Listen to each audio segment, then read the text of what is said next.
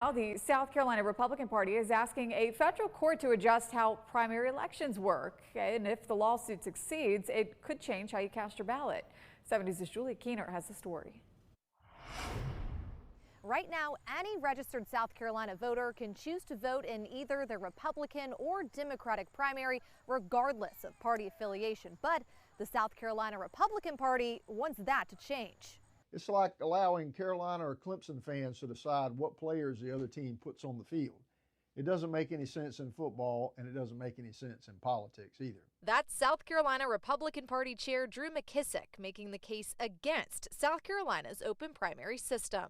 The party has now filed a federal lawsuit arguing that open primaries violate their constitutional rights. But the South Carolina Democratic Party disagrees. We had a very active Republican primary for governor this year and a very active Democratic primary for governor. We didn't have Democrats voting in their primary to pick the worst Republican.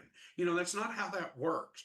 7 News spoke with political professor Britt Nelson, who explains if the system changes, voters must declare party affiliation before heading to the polls. There would have to be some new system for registering party loyalty, party membership.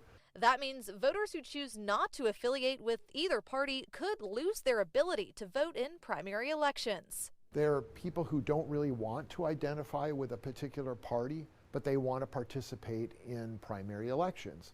And so they would be the ones that would be cut out. That's one of the biggest arguments against closing the state's primaries. It just disenfranchises people that we so badly want to participate. We want people to vote. But this isn't the first attempt. Republicans have tried this before in the courts, and they've always failed.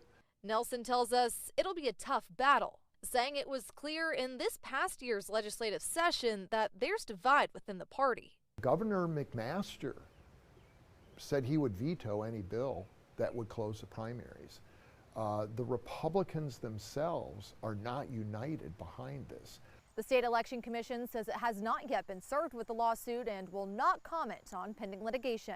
Reporting in Greenville, Julia Keener, 7 News.